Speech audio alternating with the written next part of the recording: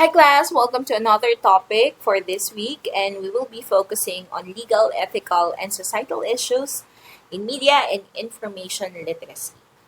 So I hope this lesson could help you as you accomplish your performance task.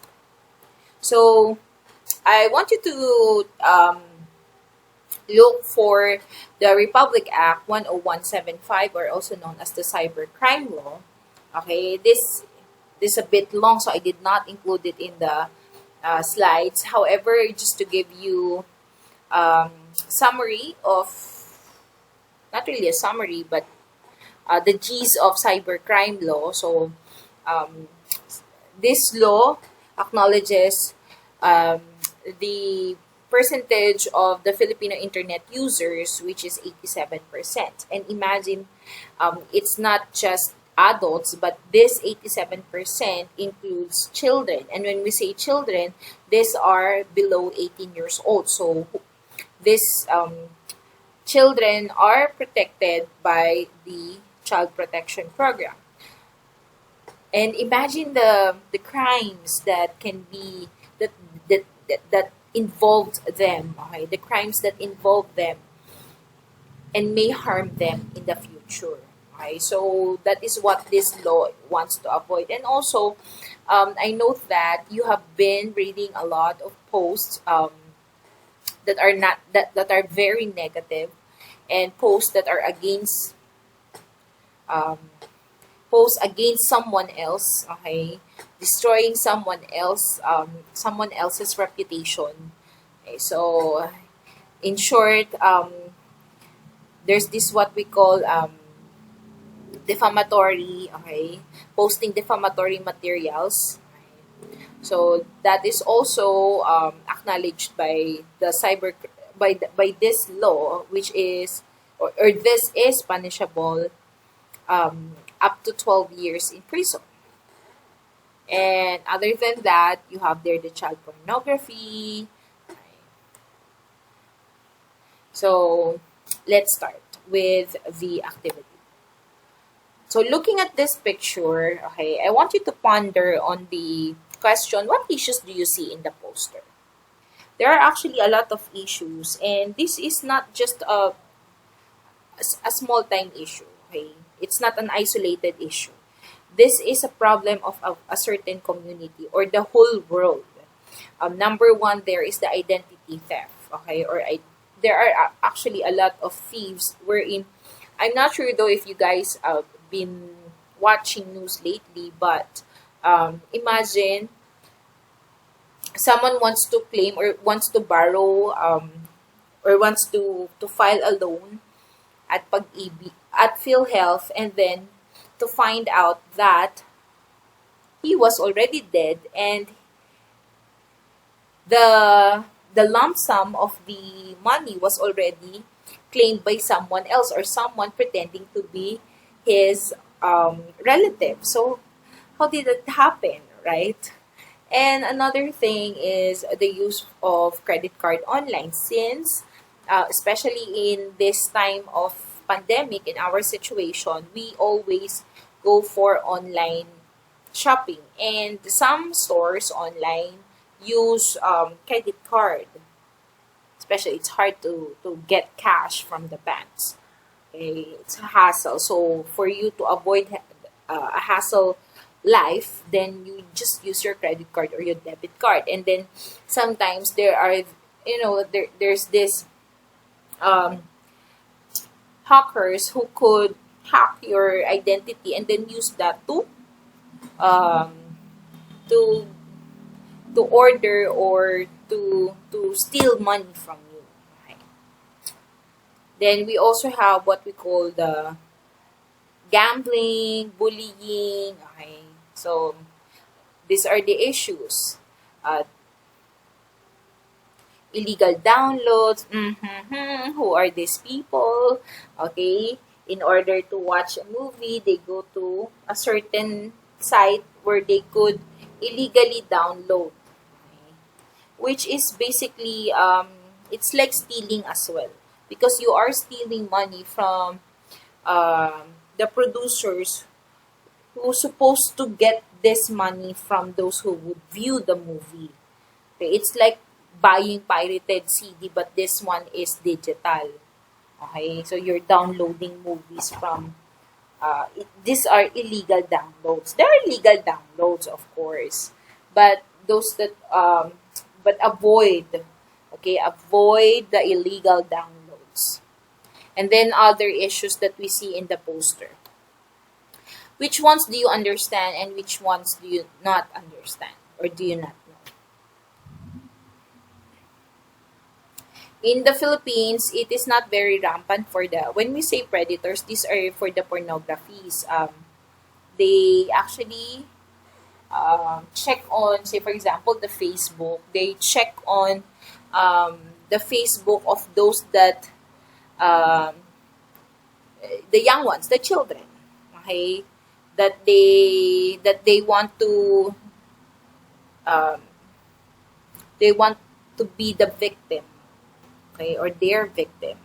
So they look for that, then they text, and then they text or they chat, then they ask for, of course, without the supervision of the parents, they might be in trouble. Okay. I remember there's this. I think it was last year. Where was this the Momo? Remember that the Momo? Suddenly it will be downloaded to the phone, and then without the supervision of the parents, Momo is texting the child, and then of course children are very fragile, and they believed, and they follow rules, or else because sometimes the Momo would say, "I will kill your parents," or "I will kill your family if you do not do this," something like that. Okay. So, which ones do you understand? Okay, in your age. Okay. Which ones you do not know? So, think about it. Okay. How about this one? What possible dangers and issues of unguarded use of the internet are depicted in the picture? Okay. So, I think I mentioned earlier the predators. Okay. So, these are the pedophiles. Okay. Illegal activities. That's why I think it was Gmail and Yahoo, as well as Facebook. They have this what we call two-way. What's this two-way security? Okay, so if you are trying to log in to an account using a different gadget, then you will be asked to verify using your registered number. And also, I remember during the time of um, the the anti-terrorist law. Okay. So during that time, during the debate or the passing of the passing of the bill, there were a lot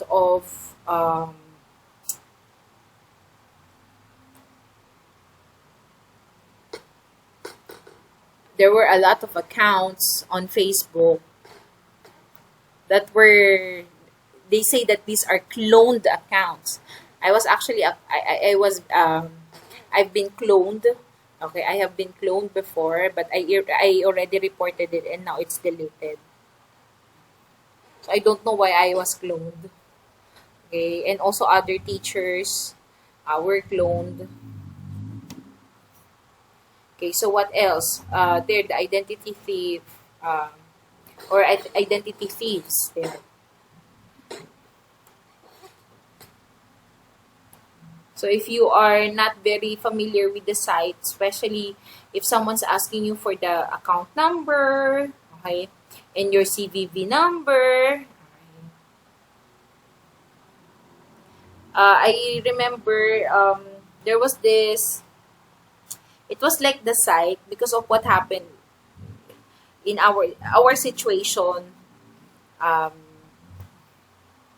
it really pushed some people to look for like anything for them to earn. And there are a lot of videos on Facebook. Sobrang daming lumabas na parang they were asking for, they will pick say for example, they will pick names, and then you just have to type your name and then your complete address and then your telephone number, and then they will call you, and then they will pick winners, and then they will call you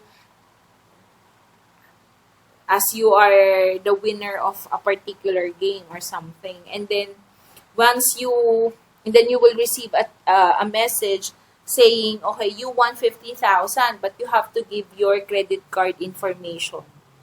Huh? O diba? Parang wow, parang ano siya, um, parang nanalo na nga ako, hihingan mo pa ako ng ano, diba? So, medyo ano yun, medyo fishy. There's something fishy going on. So, which of these issues have happened to you or to your friends? Why did they happen?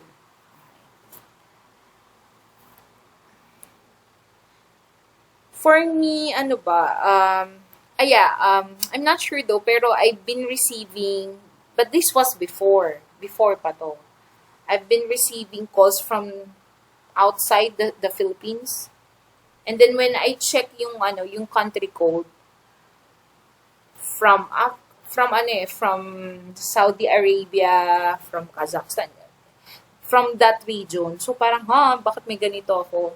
So, binlock ko, and then, siguro nakuha nila yun sa Facebook ko. So, that's why I did a two-way security, thing dun sa setting ko sa Facebook.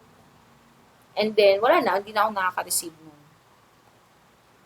Alright, so these are the terms that we need to remember as we go on with our lesson. So, copyright. A legal device that gives the creator of a literary or artistic, musical, or other creative work the sole right to publish and sell that work. So, that's why you see their copyright 2009. So, copyright owners have the right to control the reproduction of their work. It's their own. So, it's their right. Kumbaga, nabili na nila, akin to, ako gumawa nito. Hindi ka pwedeng gumawa. Okay? So, including the right to receive payment for that reproduction. May mga times na, meron kasi akong mga video clips na pinapasok or ini-include sa mga lessons ko. And then, minsan ayaw tanggapin ni YouTube kasi nga, nakaka-copyright yung nakaka-copyright yung video clip na yun. So, ibig sabihin, ayaw ni owner for duplication. Kumbaga sa kanya lang yun. So, an author may grant or sell those rights to others, including publishers or recording companies. Violation of a copyright is called infringement. Kaya, di ba, lagi dati nakikita, no infringement intended. Next is plagiarism. Ayan, nako. Plagiarism is an act or instance of using or closely imitating the language and thoughts of another author without authorization. So, this is actually, kumbaga, sa panahon natin ngayon, ang dami na kasing research, ang dami na natuklas, ang dami na rin gumamit nun. So, may mga times na yung mga ideas natin, maybe, naging idea na ng ibang tao. That's why before we write something, especially in a very important or legal papers or documents such as thesis, ayan, yung research paper, okay, we have to avoid copying and pasting it. We need to either paraphrase or summarize the idea, and then we cite, okay? We cite the source. Very important yun. Kasi as you cite the source, then it means to say you are acknowledging the idea has already been made by that person and you are just restating it. Okay. So, medyo mabigat din kasi ang plagiarism. Kapag ang plagiarism ay na-commit natin, then you will be penalized. Okay? Computer addiction, it's the excessive use of computers to the extent that it interferes with daily life. Iba naman yung excessive use of computers because of work. Iba naman yun. Pero as long as it does not interfere with your daily life, then that's fine. Okay? It's okay lang. Siguro overload ka lang for this week. Okay lang naman yun. Pero yung excessive use na parang, yung hindi ka na makatulog, hindi ka na makapagtrabaho, kakapanood ng K-drama, ay, hindi ka nakatulog kasi nga gusto mo matapos yung 20 episodes na tigo 1.5 hours each. Okay? O kaya merong season 2. Kailan kaya magsi-season 2 ang playlist, hospital playlist. So, yung mga ganun bagay ba? So, the result in problems with social interaction and affect mood, relationships, and thought process. So, nagiging issue siya. Okay? Nagiging issue siya sa society natin. Nagiging issue siya sa ating buhay. Cyberbullying. Nako, ang dami nito. Bullying that takes place online or using electronic technology such as cell phones, computers, and tablets. Yung bang murahin mo lang yung classmate mo. Or even if you do not drop names, pero meron kang nire-refer doon sa sinasabi mo, that's still bullying. Okay? And that will, punishable by the cybercrime law yan. So, medyo mag-ingat tayo. Lalo na kapag nag-drop names ka. Tapos bigla mong in-erase, may naka-screenshot. May nangyaring ganun. Okay? Mahirap yun. That's already cyberbullying. Okay? Text messages or emails composed to insult or demean rumors or false statements spread by email. Ayan, mahirap yan. On social networking sites and humiliating photos, videos, websites, or fake profiles deliberately shared across social media. So, ayan, mahirap yan. Kaya nga, diba, with the Data Privacy Act, hindi ka basta-basta pwedeng kumuha ng pictures. Unless, of course, you get an approval from that person or from the other party. Pero pa rin, hindi pa rin talaga, kaya ingat talaga yung bigla kang kukuha ng picture of someone and then you post it on social media, that's a big no-no, okay? Tapos yung pagkuha mo ng picture, parang you're humiliating that person, okay? So, medyo mahirap. Punishable by the law. Digital divide and economic inequality between groups in terms of access to, use of, or knowledge of ICT. So the divide within countries such as digital divide in the United States can refer to inequalities between individuals, households, businesses, and geographic areas at different socioeconomic and other demographic levels. Now, right now, ito, naging issue na natin sa atin ngayon, lalo na bukas mag-start ang school yung mga public schools, mag-start na sila tomorrow. So, again, hindi lahat pareho na merong access sa internet. Hindi lahat kapareho natin na merong LMS, okay? Meron silang ginagamit na platform. Yung iba talaga hindi carry, hindi kaya. Hindi din naman sa hindi kaya kasi nga hindi maka-provide doon sa area nila because of, again, their geographic yung issue in the geographic area. So, yun yung sa digital divide. Nararanasan natin ngayon yan. May iba talaga, kaya nga nagkaroon ang DepEd ng multi-modal, okay? Kasi nga, parang, hindi naman kasi lahat, kaya nga nasa public school, hindi lahat can afford to buy the gadgets that can be used for online classes. Hindi rin naman, ang DepEd naman, although meron siyang platform na pwedeng gamitin, yung classroom, hindi naman lahat may internet. Diba? Recently nga lang, ang dami problema ng iba't ibang internet providers like yung Royal Cable. Kami, ilang araw akong hirap na hirap. Okay? So, ayan.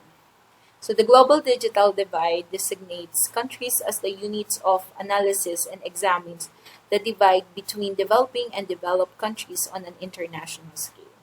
So, Hindi tayo pwedeng i-compare sa Singapore kasi ang Singapore high-tech talaga yan.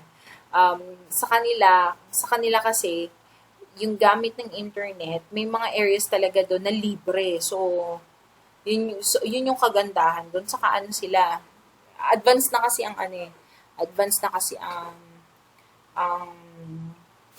Singapore.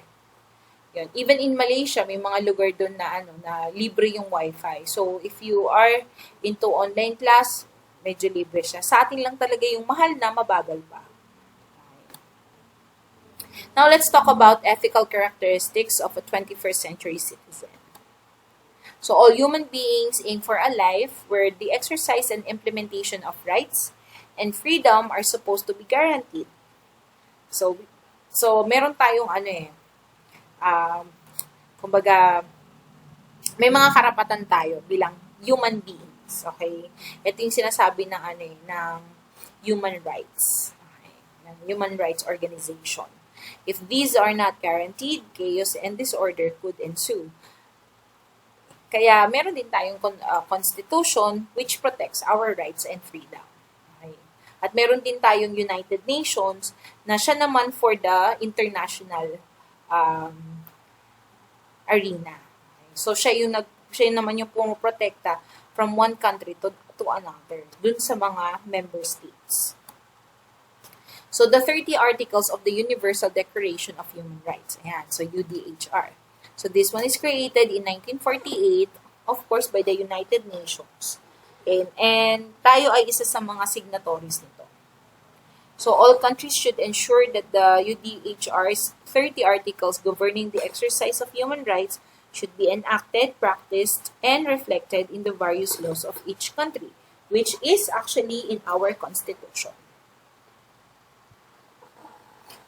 Sa Constitution natin na nasa Article 3, okay, which is also known as Bill of Rights.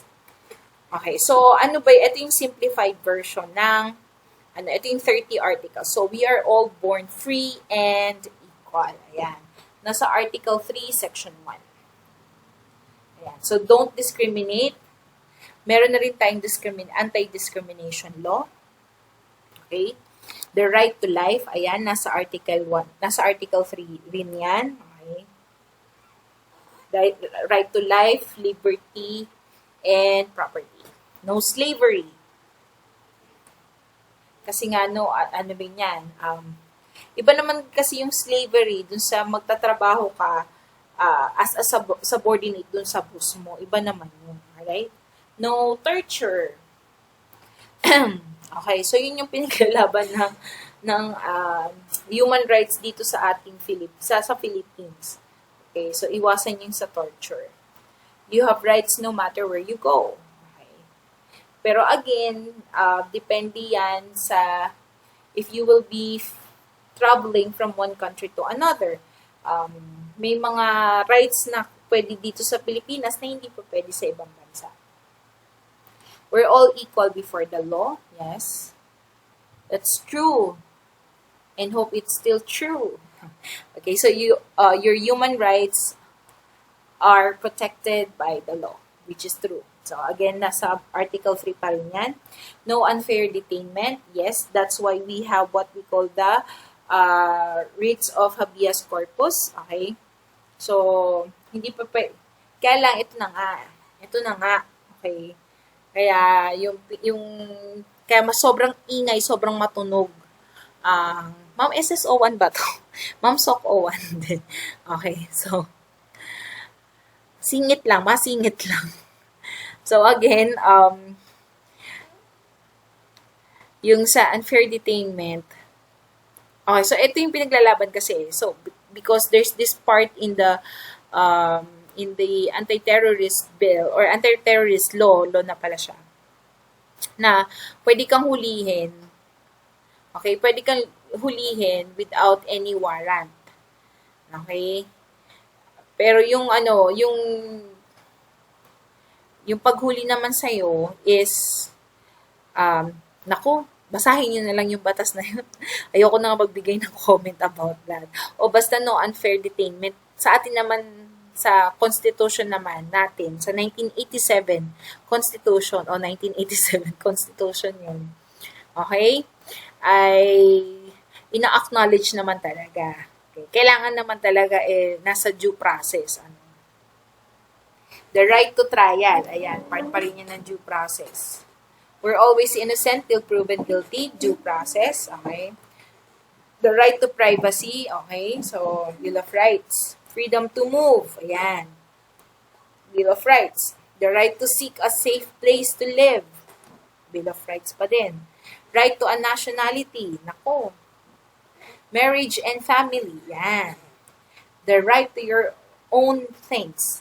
Okay, kaya meron tayong this property belongs to, no trespassing. Freedom of thought, ayun. Okay. Meron din tayong freedom of expression. Yun, yan ang ating isa sa mga mahahalagang karapatan. The right to public assembly. Okay. The right to democracy. Okay. Social security. Ayan. Workers' rights. Yun. Okay. Kaya may mga union tayo. Okay. Pero may mga ibang companies kasi na hindi pinapayagan yung mga union.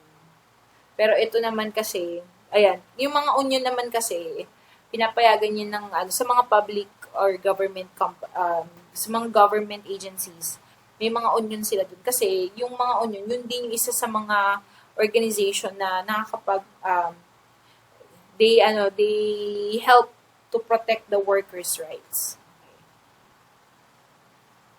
Pero meron tayo naman yung DOLE, okay? Yan yung pinakaano natin. DOLE, they protect the rights of the workers. The right to play, food and shelter for all. Kaya meron ang government natin. May nabasa ako, lumabas sa news, pero hindi pa alam kung kailan na magkakaroon or magre-release ng budget for the para sagutin kumbaga sagutin yung pangangailangan sa nutrisyon ng mga bata ages 6 months to 23 months at mga buntis. Okay? The right to education. Before, right to education is until secondary, and then pag college na, it's a privilege. Pero right now, because of hindi ko naman siya sinasabing iboto niyo. Pero one of the authors was Bam Aquino, right to yung sinulong niya yung education sa college, free education sa college. Okay? Pero sa mga sa mga state universities and colleges, okay? Yung mga government colleges. Copyright, ayan. A fair and free world, responsibility, and no one can take away your human rights. Alright? So the idea of exercising our rights is connected to the concept of promoting equality in society. Yan ang gusto ni Karl Marx. All countries should protect their citizens and ensure that these rights are guaranteed for all. So it is also our duty as a citizen to uphold equality. Siyempre tayo din, hindi yung gobyerno lang sa atin. Dapat tayo din, we also acknowledge the rights of others. Okay? Hindi yung nagrereklamo tayo sa gobyerno natin, pero tayo rin pala, ginagawa rin naman pala natin yung sa kapwa natin. O ano yung pinagkaiba natin, di ba? So, mas maganda kasi, mas maganda kasi is, before we really say something, I know that, oh yeah, it's freedom of expression, it's my right. Pero di ba, again, it's our responsibility. It will always be our responsibility. And also, we need to uphold the equality. In all spheres of society, the same as our leaders or the government uphold our own rights. Okay? So, meron tayong responsibility na ganun. So, for human rights, ayan. Set of entitlements and protections regarded as necessary to protect the dignity and self-worth of a human being. So these rights cover the guidelines of having a peaceful and harmonious life for everyone. Okay, so we really respect. Hindi yung porket ikaw yung masagana, yung kapwa mo hindi, aapihin mo na siya. No, lahat tayo equal, okay? It's so happen lang na nasa taas ka, nasa baba siya, parang ganun. Okay? Pero darating pa ang time na magpapantay din kayo. Sabi nga ni Confucius, not do unto others what others don't want to do unto you. Okay? So, do not do unto others what you don't want others to do unto you. So, malinaw yan. Huwag mong gagawin sa kapwa mo yung ayaw mong gawin sa'yo. Diba? Okay. Equality. Ayan, the idea that everyone, irrespective of age, gender, religion, and ethnicity, is entitled to the same rights. Kahit magkaiba tayo ng preference, okay, kahit magkaiba tayo ng religion, we are entitled to the same rights. Okay. So, the idea of citizenship embraces equality issue. Race. Nako, sobrang malaking issue to ngayon sa Amerika. Diba? Yung tatawag nila na mga racist. Ayan, racial discrimination. Faith. Ayan. Religion. Yun. Gender. Ayan, yung iba kasi nag-convert sila sa ibang religion because they will be, or else, if not, they will be killed. Ayan. So, gender, political affiliation, ayan. Medyo, pagdating sa political affiliation kasi, medyo agresibo kasi ang mga Amerikano. Ano sila kasi, pagdating kasi sa politika, ito yung mga talagang pinaglalaban talaga nila. Hindi katulad sa atin, no? Mema lang, di joke lang. Okay, sa atin naman kasi, pagdating sa medyo ano rin naman tayo, it's a taboo rin naman kasi na pag-usapan natin to in a discussion kasi nga iba-iba tayo ng mga political affiliations. Okay? So, social status, isa pa rin yan. Disability and indigenous identity and similar concepts. So, in a way, the exercise of and respect for human rights and respect for equality entails having ethical behavior in society. So, being ethical is definitely a requirement alisin nyo na yung S dyan, yan, nagkamali lang, to be a citizen of the 21st century, regardless whether people come from different belief systems and harbor varied ideologies. So, ethics, okay, the rules of or standards that govern someone's conduct. So, ito naman, medyo magkakaiba talaga tayo sa ethics na to. That's why we really have to respect everyone, okay? Kasi nga, iba-iba yung pinanggagalingan natin na society. So, iba-iba yung mga ethical standard nila or ethical behavior nila. So, dapat, hindi tayo porket, hindi tayo dapat maging mga xenocentric. Yan. Na feeling natin yung kultura natin mas mataas sa iba. Hindi pwede yun. So, dapat, pantay-pantay lang. Yung tinatawag na cultural relativism. Okay?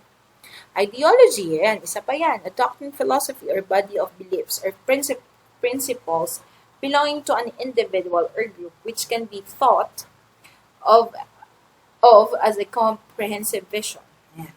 So, yung iba rin, magkakaiba ng ideologies tulad nga na sinasabi ko, pagdating sa political ideologies, magkakaiba ng belief, magkakaiba sila ng sinusundan, ng pinaniniwalaan. But again, if we are in one community to reach or to achieve the goal of being as one, or yung sinasabi nga natin ngayon, we are as one, okay, we disregard natin yung mga yun, and then we act as one. We help each other. Okay? We respect each other.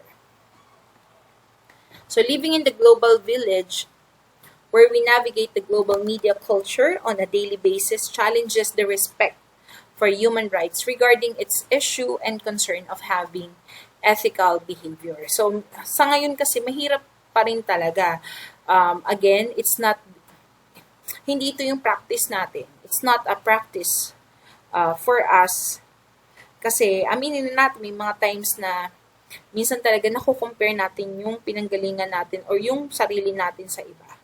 Okay? So, nagiging part ng natin yun, ng behavior natin. So, medyo hindi masyado maganda. But now, since we are learning this, then let's try to respect each other. Okay? Respetuhin natin yung mga nila, yung again, about their ethical behavior. So one of these factors that threatens the issues and concerns of having ethical human rights behavior is if certain dominant ideologies or belief systems are forced upon media consumers. Ayan. Excuse me. So, pagpasok na ng media, ayan, that are political, philosophical, or personal. So, medyo medyo hindi talaga tama or hindi talaga maganda. Nate-threaten kasi tayo, yung ating ethical human rights. Minsan napapaisip tayo, tama ba? Parang may mali. Hindi mo tuloy alam kung mali yung pinapanood mo o ikaw yung mali. Okay? Kasi nga, magkaiba nga kayo. Okay? Like for example, yung mga pinapanood na natin ngayon, di ba? May mga napapanood tayo sa YouTube. Yung mga, halimbawa, tayo, Filipino, okay, ang kultura natin ay hindi talaga tayo yung masyadong showy. Kasi nga, may sort of mahinhin factor, di ba? Na ang mga Filipina, yun yung natin, yung part ng kultura natin, okay? Na, kesyo, yun, yung sa Maria Clara, yan. Pero, dahil nga sa ang dami natin napapanood, tapos medyo na-invade na tayo ng Korean, ng mga K-dramas and K-pops, minsan na natin yung mismong kultura nila. So, medyo na-abandon natin yung sarili nating kultura. Or may times na parang mas pinaniniwalaan natin yung kultura nila kaysa yung sa atin. Okay? Wala naman ako sinasabi na may mali sa bawat kultura. Pero again nga, we have to practice cultural relativism wherein we really need to respect each other. Okay? So remember, ethical behavior not only concerns media, consumers within their level, but also within the level of media producers. So information and communication related freedom. So each specific medium contains its own set of aesthetics, technical requirements, and ethical codes of conduct, as well as issues related to their regulations. So this is the reason why certain media institutions have to abide by certain codes and standards related to the practice of their professions. Okay? So, ito yung, code of practice. Ayan. Sa mga, sa mga journalist. Ayan. So, set of principles of conduct for journalists. Kaya maingat din kasi sila. Again, they follow certain, ito ang diversity code, ayan, or code of practice. Okay? Yung behavior to meet the highest professional standard. Meron silang mga fina-follow na mga rules, na mga set of standards in terms of paglalabas ng balita. Ayan. Kaya nga, di ba, may mga times yung ibang tao nagsasabi na, may pinapanigan yan, bias sila. Pero the question is, alam ba natin kung ano yung fina-follow nila ng mga codes for us to see na bias sila? Bakit na natin nasabi na bias sila? Ano yung natin, evidence natin? Or dahil sinabi ng iba, kaya sinabi natin? Okay, so let us give them time to, kasi nga again, ang mga journalists na to, may fina-follow sila ng mga rules. So hindi naman sila pwedeng maglabas lang ng basta-basta ng balita kung gusto lang yan dumihan yung mga pangalan nila, no? Despite the difference in various existing codes or institutions' specific code of ethics, most share the common principles including truthfulness, accuracy, objectivity, impartiality, or equality. So, very important po yan na fina-follow ng mga journalists natin. Even yung mga mga producers. And the global media culture operates on the basis of certain ethical codes which should be practiced regularly, and these practices reflect the state of freedoms a certain country possesses. So again, we do have a lot of rights, pero these are being regulated by certain laws. Kasi pag hindi natin ginawa yun, magkakakanya-kanya tayo, chaos yun. Okay? Kakaroon tayo ng chaotic, country. Okay, concept of freedom of press is always highlighted. Freedom of press, ayan, ito, naririnig natin to lagi. the media is in general being free from direct censorship or control by government.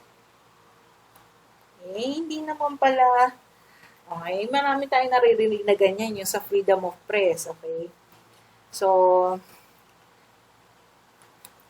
again, ang media talaga dapat, our government has its own, official, sa media and communication ng government. Kailangan din kasi nila yun. Pero syempre, the other medias, they don't need to or should not be controlled by the government. Yeah.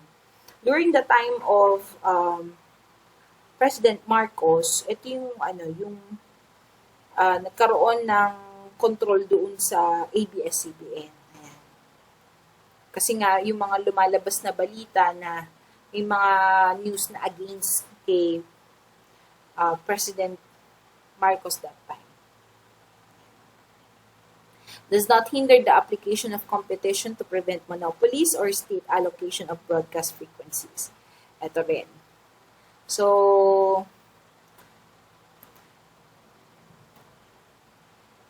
iniiwasan din kasi yung magkaroon ng monopoly pagdating sa media. Pag sinabing monopoly kasi, iisa lang yung may hawak. Okay? Kasi pag iisa lang yung may hawak, kontrolado yung yung balita. Hindi mo talaga masasagap ano ba talagang nangyayari. Meron ba talagang ganito o wala. Okay? Kaya nga dapat equal ang distribution dyan. Okay. Freedom of speech. The freedom of to speak freely without censorship or limitation or both. Ayan, ito. Marami kasi ako naririnig na ganito. Pag sinasabihan sila, bawa nagmura sa loob ng classroom, nagmura. Sinabihan ng teacher, sasabihin, this is my this is my right. I have freedom. Excuse me. This is my freedom of speech. Ayan. So sasabihin ganun. Teka lang ha, nasan ka ba? So, again, before we, wala namang masama kung magsalita ka. Okay? Wala namang masama. Kumbaga, gusto mong magmura, okay, fine, magmura ka. Pero, you have to take note of, number one, where are you at? Okay? Nasa school ka. So, remember that we are following a certain norm in the school. Okay? Tapos, nandun pa yung teacher mo. Nako. Di ilan na yung na-violate mo na norms. Diba? Okay? So, yun yung sinasabi na,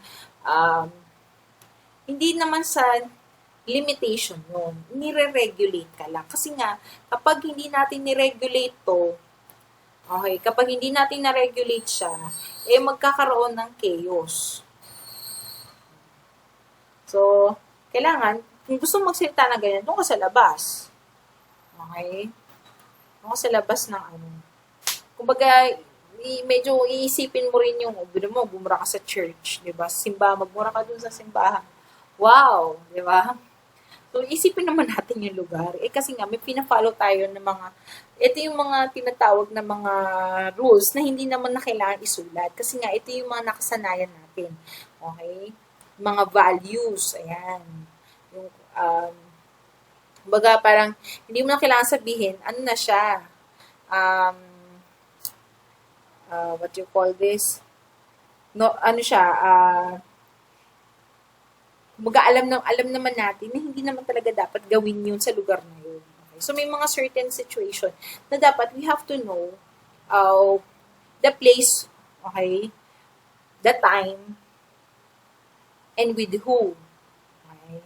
Kasi mamaya sasalita tayo, hindi natin alam kung sino mga kasama natin. So, yun lang yung pag-iingat. Okay? Pero again, hindi ka naman pinipigilan. Pero, isipin mo lang din kung saang lugar ka nagsasalita. Okay?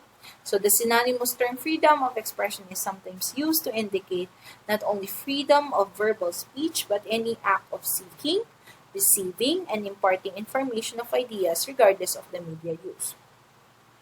Freedom of press is an after effect to this right and essential to the building and supporting of communities and civil society. So, regardless of the freedom of expression, the limitless freedom can harm other people's rights. Ayan, yan yung sinasabi natin. Okay? Kaya nga, flamers or trolls sometimes misunderstand this freedom of expression by releasing or posting hurtful comments online. So, kaya iwasan din natin. Kumbaga, we are given right. 'Di ba nga sa una sinabi nga doon na but we also know that they also have their own rights. Okay? Pare-pareho lang tayo may mga rights. Pero wag naman natin yung tatapakan natin yung rights nila kasi para lang ma-impose mo na yung right ko to. Hindi. Okay? We have to also remember that they have the right. And we also have the right. Okay? But we must respect each other. Huwag naman yung sisiraan natin yung isa't isa.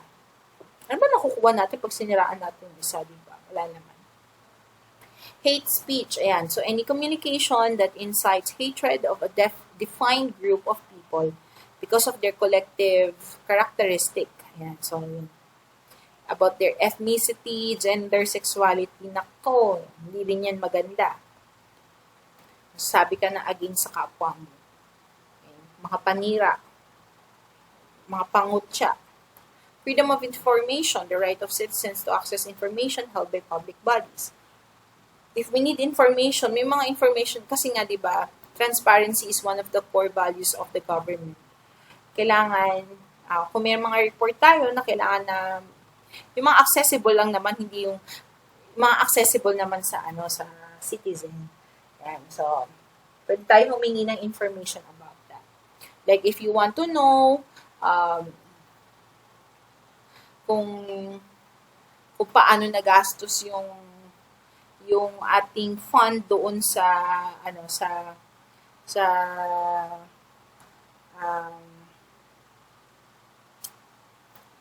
nga iyon? Paano nagastos yung fund ngayong pandemic? Ayun, pwede natin yung hingin na yung information na yun. Actually, binibigay naman yun. Transparency reflects the practice of good governance.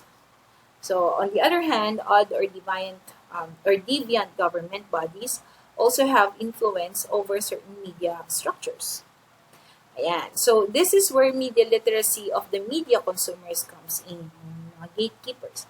So, media consumers have to be wary of how media gatekeepers perform their functions and filter out information. So, media gatekeepers. A generic term applied to anyone who has the role of filtering ideas and information for publication or broadcasting. So, ang Facebook, meron na silang ganyan. Nag-filter na sila. Even YouTube. Okay. Internal decision-making process of relaying or withholding information from media to the masses. And occurs at all levels of the media hierarchy, from reporter deciding which sources to include in a story to editors deciding which stories to put. Kaya nga meron times na may mga field reporters, yung mga report nila hindi na isasama sa pag-broadcast. Kasi nga, syempre, yung mga editors kasi nagde-decide sila anong story yung ipapalabas nila. So, the government reserves the right to restrict certain information that poses a threat to the security of the country. That's true. Laws affecting media and media usage. Yan. So, ito na yung batas natin, yung sinasabi ko sa inyo kanina, under Article 3 or the Bill of Rights.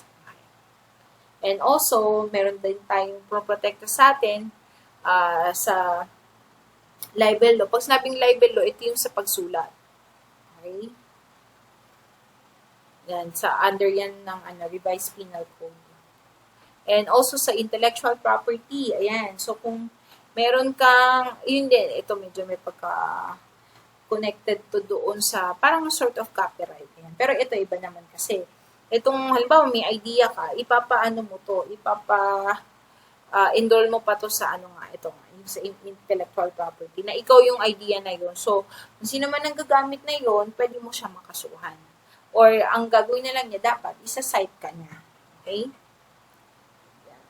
E-commerce law, ayan. So, ito naman, it protects mostly financial and commercial transactions online. Okay? So, however, it also covers hacking and illegal downloading of copyrighted material. So, ito naman yung sa mga yung mga nag-online shopping, yung mga nagbabayad online. Okay. So, any transaction, financial and commercial. Ayan, optical media art or media act. Okay. Ensure the protection of specific media products subjected to illegal duplication or privacy. Okay. So, yung mga halimbawa, YouTube.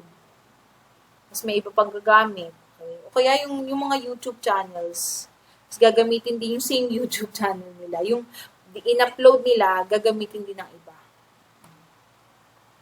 Anti-camcording law, ito naman yung sa pupunta ka ng sinihan, tapos may pirated. Ayan. Cybercrime law, ito yung pinag-usapan natin kanina. Okay. Next, yung mga crimes affecting media and media usage. Ito na, yung piracy.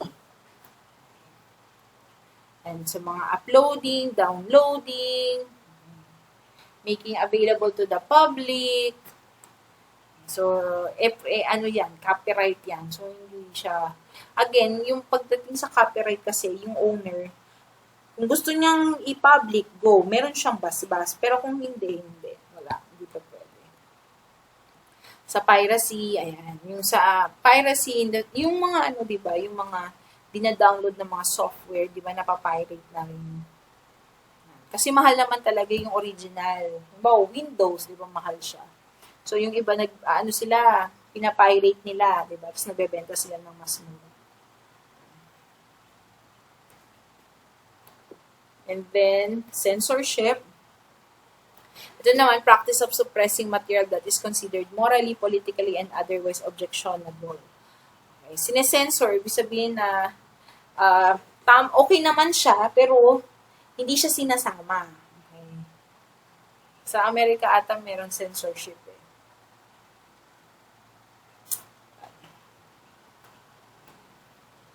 So, ayan, sa Movie and Television Review or Classification Board, yan, MTRCB, meron din sa atin, kaya nga, di ba, may mga rated tayo. Gini-grade. Ayan. So, grade B, mga ganun, di ba, pang children. So, other things for the censorship. Netiquette, ayan, these are etiquette for those who are using net or internet. So, the proper conduct applied to virtual online spaces.